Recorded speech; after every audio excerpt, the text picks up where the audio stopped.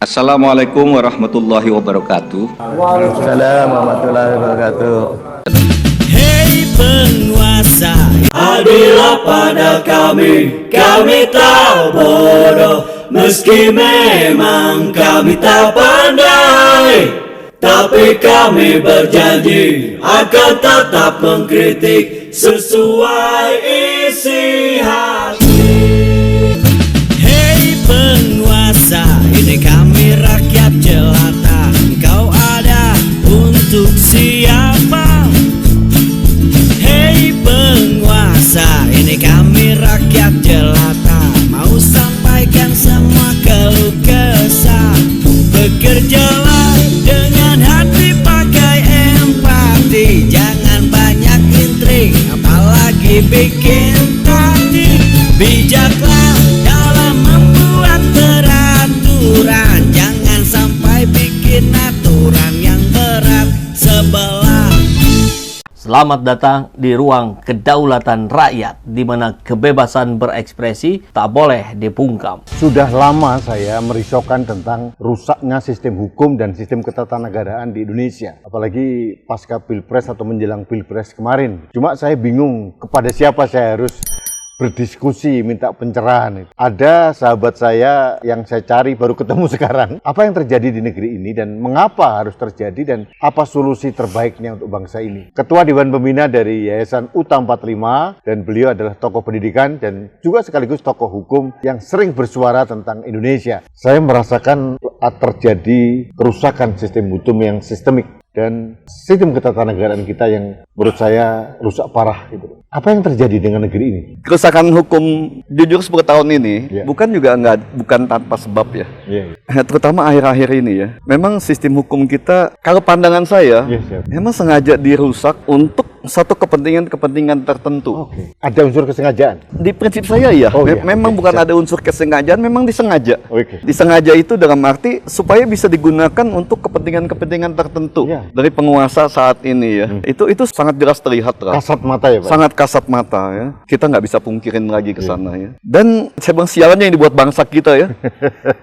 Kerusakan ini yang memang di set up oleh penguasa saat ini juga dimanfaatkan oleh oknum-oknum di penegak hukum itu untuk mengeruk kekayaan untuk mereka dan kelompoknya juga. Lengkaplah kesengsaraan bangsa ini. Hukum itu di dunia manapun ya, hukum itu dipergunakan dalam satu negara untuk mengatur ya sosialisasi antar rakyat dengan pemerintah, untuk keamanan, kesejahteraan, dan yang paling utama itu untuk keadilan. Tapi dengan dirusaknya sistem hukum saat ini, pidana, perdata, dan terutama tata negara ya, tata negara sekarang ini boleh dibilang udah hampir nggak berguna. Karena hukum tata negara itu apa kata penguasa. Saya nggak sebut lagi pemerintah di sini ya.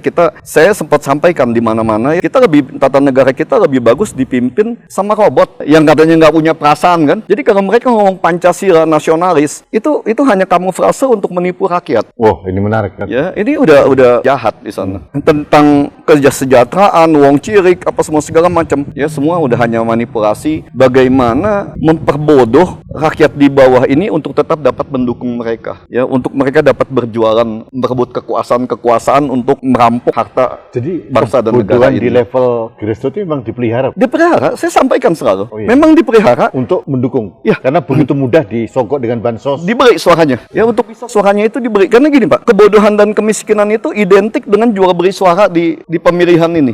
Ya, jadi ini udah memang bukan yang karena natural atau situasi yang ada, bukan. Jadi kalau kemarin Pak Jokowi bilang miris ya tentang pendidikan kita dan kesehatan kita yang tertinggal, Pak jangan miris Pak. Ini kerjaan Bapak 10 tahun. Ya, Bapak pemimpin nasional. Menterinya Bapak yang pilih, dirjennya Bapak yang comot, peraturan semua segala macam Bapak yang melototin di situ kan? Aneh kalau seorang presiden mengatakan miris. Nah, bukannya aneh lagi.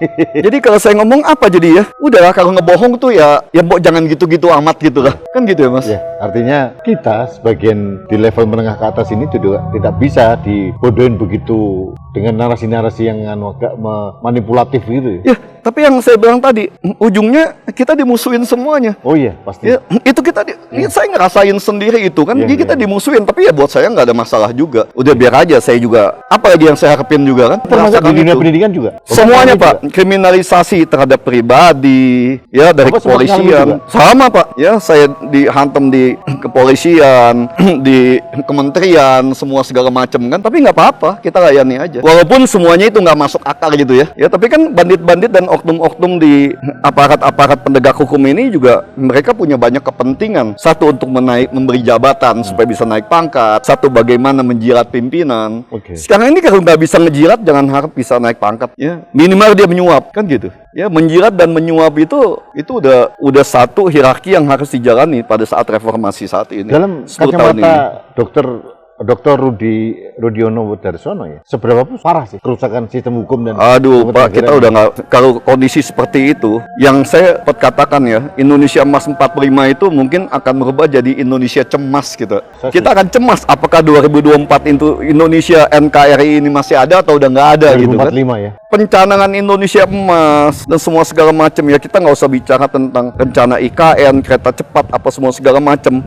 Untuk kesejahteraan, keadilan, keamanan, ya untuk ini rakyat aja masih kita nggak mampu kok. Ya penguasa nggak mampu, mereka bukannya nggak mampu, tapi mereka memang tujuan berkuasa itu untuk merampok bangsa ini, merampok negeri ini. Jadi power and corrupt itu benar. Oh iya, bukannya benar lagi Pak, ini yang dijalankan hari ini. Ya jadi kita yang dianggap berbeda, ingin mengkritik. Yang pertama kita hanya ingin mengkritik supaya penguasa ini bisa jadi pemerintahan, jadi pengayom buat rakyatnya. Padahal nggak ingin jabatan sebetulnya. Saya berapa kali diajak teman untuk ikut semua ini ya. Berapa kali juga saya diundang juga. Tapi saya sampaikan, udahlah, saya hanya ingin menyumbangkan sumbangsi pemikiran dan daya upaya yang masih Tuhan berikan buat saya itu untuk mendidik SDM anak bangsa ini. Ya. Karena selalu di prinsipnya Pak ya, prinsip yang selalu dipegang. Kalau Anda ingin membangun negara, bangunlah SDM-nya, bangunlah manusianya. Saya masuk di wilayah itu Pak, pembangun SDM. Dengan kebijakan Kementerian Pendidikan dan Kebudayaan Ristek Dikti sekarang, Bapak punya pendapat seperti apa? Kita nggak usah berpendapat lah Pak. Ya. Yang dipiara ini kan banyak oknum maling. Yang baik masih banyak, tapi oknum malingnya juga banyak kan. Mulai dari ijazah palsu, jual beli ijazah, pemaksaan untuk memalsukan ijazah, jabatan, kepangkatan, yang termasuk apoteker ini kan, menggunakan SK memalsukan kepentingan manipulasi peraturan, semua dijalankan dan semua dana kayak gitu nggak masuk negara Pak ya, kayak pungutan untuk apoteker gitu. Nah inilah Pak, ini kan bagaimana merampok hak dengan kebijakan yang melawan undang-undang, kan itu. Dibiarkan saja. Dibiarkan dan disahkan. Bapak pernah menteri ke dirjennya atau ke menterinya? Oh semuanya sudah Pak, termasuk ke Jokowi pun. Apa responnya? Nggak didengar. Padahal ini kan untuk kepentingan anak bangsa, untuk bangsa ini ke depan. Kita apa kepentingan kita? Kita rugi malah. Jujur Pak, kita bukannya kita merasa rugi, bukan, tapi kita berjuang ini untuk masa depan anak bangsa, generasi bangsa, supaya mereka ini mau mengikuti peraturan, mau menghargai undang-undang. Tapi justru para penguasa ini, para bandit-bandit ini memberikan contoh bagaimana anak-anak muda ini melawan undang-undang dengan peraturan-peraturan itu. Pak, yang paling aktual sekarang Pak Rudiono, DPR punya inisiatif untuk merubah Bantimpres menjadi DPA kembali. Karena ada intens yang saya dengar dari beberapa orang dari DPR akan mencarikan tempat untuk seorang Jokowi. DPA sudah dihapus di konstitusi kita. Betul. Di amandemen keempat. Betul. Ini mengkoreksi konstitusi hanya melalui undang-undang. Pendapat Bapak, ini kan suka nggak suka mereka mesti mengadakan amandemen ini. Kalau mereka mau mengadakan ini, kalau amandemen masih mungkin ya. Kalau mereka mau bermain dengan cantik mereka menguasai sekarang kan, baik DPR atau apa kan mereka kuasain. Apa susahnya? DPR hanya bisa menggunakan itu hak inisiatifnya supaya cepat kan, supaya dalam kekuasaan ini kan hak inisiatif DPR ini untuk mengejar supaya undang-undang ini bisa selesai di dalam masa kekuasaan Jokowi jadi presiden. Hanya keinginan seseorang itu ya? Karena inisiatif DPR itu bisa dijalankan dengan cepat. Berbeda dengan inisiatif dari pemerintah yang harus digodok muter bolak-balik antara DPR dengan pemerintah ya, antara legislatif dengan eksekutif. Ada urgensinya sih Bantimpres di DPR itu, ada urgensinya nggak sih? Apa sih urgensinya Pak? Apa sih gunanya Bantimpres? Apa gunanya DPA? Kita ngomong jujur deh, apa sih gunanya Bantimpres hari ini? Oh iya. Nggak ada apa yang mereka bisa perbuat untuk memberikan pertimbangan kepada presiden untuk melihat bahwa rakyat ini ini susah hari ini loh. Banyak rakyat miskin. Keadilan ini diperdagangkan. Bukan cuma keadilan yang diperdagangkan. Hari ini kemanusiaan dan nyawa manusia pun diperdagangkan. Bapak lihat kasus Vina Cirebon, kasus Jessica Wongso. Ya ini yang hanya mencuat. Saya ingatkan kembali yang terakhir, Pak. Ada mantan Bupati Langkat yang dituduh melakukan tindak pidana TPPO, Pak. Perdagangan orang yang di kerangkeng itu. Ternyata diputus bebas. Diputus bebas, betul. Bapak, apa yang terjadi di negeri ini, Pak? Benar-benar sudah ugal-ugalan, Pak. Saya sampaikan sama Bapak kan yang tadi saya sampaikan.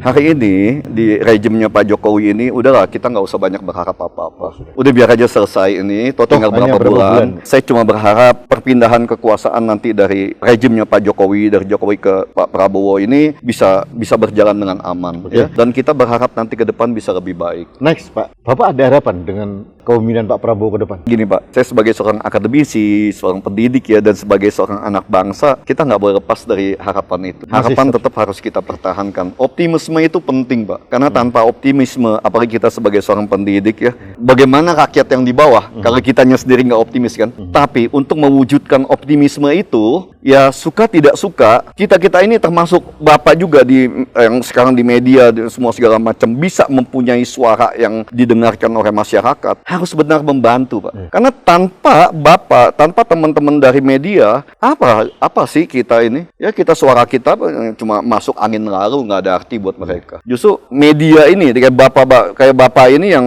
harus bisa memberikan suatu pencerahan kepada masyarakat dengan mendengarkan atau memperdengarkan suara dari orang-orang yang memang masih konsisten untuk melihat masa depan bangsa ini dengan baik. Ya. Pak Rudin, saya minta pendapat ya. Ada kekhawatiran sebagian masyarakat Indonesia bahwa independensi seorang Presiden Prabowo nanti itu ada kemungkinan terkooptasi dengan kepentingan mantan presiden. Bapak punya pendapat seperti apa? Saya tidak mau terlalu masuk ke dalam adanya ya isu-isu ini kan adanya saling mengikat atau saling mengunci antara Jokowi dengan Pak Prabowo ya. Pak Jokowi pas sebagai sekarang ini dengan mengunci berbagai macam kesalahan. Itu isunya ya Pak ya. Tapi saya kenal Pak Prabowo itu 89 Pak. Ya, beliau masih mayor, Danyon 328. Saya kenal Pak Prabowo itu sebagai seorang yang sangat tegas, yang sangat keras dalam disiplin, dalam prinsip. Saya harap beliau masih menjaga itu. Itu harapan saya. Harapan saya beliau masih menjaga tentang idealisme, nasionalisme, dan bagaimana menjaga Pancasila itu menjadi sebuah pedoman buat pemimpin itu mensejahterakan rakyatnya. Saya tahu Pak Prabowo selalu memikirkan tentang kesejahteraan. Kalau dulu dia bagaimana memikirkan kesejahteraan anggotanya, prajuritnya ya. Saya berharap gitu. Pada saat beliau jadi presiden, beliau harus mampu untuk memikirkan bagaimana mensejahterakan dan memberikan keadilan untuk rakyatnya. Saya harapkan itu. Dengan adanya putra Presiden Jokowi sekarang menjadi wakil presidennya, itu menurut Bapak nanti ada kemungkinan akan mengganggu independensi seorang Presiden Prabowo nggak? Saya sih nggak yakin itu ya. Saya yakin Prabowo punya prinsip sendiri. Saya yakin seorang Prabowo itu memegang teguh tentang Sabta Marga dan jiwa satrianya sendiri ya. Karena sebagai pemimpin dia harus bertanggung jawab kepada rakyat, bukan bertanggung jawab terhadap wakil presiden. Ya. Itu yang harus dia pegang. Itu yang Pak Prabowo harus camkan bahwa saya ini pemimpin loh. Ya. Jadi saya harus bisa bertanggung jawab bagaimana janji saya untuk mencerdaskan bangsa, untuk mensejahterakan rakyat dan memberikan keadilan untuk rakyatnya. Saya bahagia Pak Rudiono ya. Saya punya harapan yang sama seperti Bapak. Saya mendengar statement Pak Prabowo ya waktu di Qatar itu mengatakan bahwa contohnya aja, beliau mengatakan untuk pembangunan IKN, beliau akan menempuh strategi yang berbeda dengan pendahulunya. Betul, saya yakin itu. Ya, terus yang terakhir kita tadi baca tentang apa gunanya membangun kereta cepat, membangun segala macam gitu ya. Kalau rakyatnya nggak aman kan? Rakyatnya tidak aman gitu. Jadi artinya memang ini ada sinyal sebetulnya. Sinyal yang sangat positif buat kita bahwa Pak Prabowo akan menjadi presiden yang benar-benar independen dan tidak terkooptasi. Betul. Bapak punya pandangan? Saya berharap berita itu benar ya. Jadi jangan dibantah. Ini harapan seorang Rudiono Pak ya. Ya terhadap Pak Prabowo ini yang saya kenal dulu itu sebagai seorang gentleman yang satria, yang sangat satria itu kan. Saya berharap beliau dapat menjaga marwah itu. Semoga Allah senantiasa menuntun kita di jalan yang diridhoinya. Amin, amin, amin ya rabbal alamin. Ya rabbal alamin. Aqulu qali hadza, astaghfirullah li wa lakum. Wassalamualaikum warahmatullahi wabarakatuh. Terima kasih.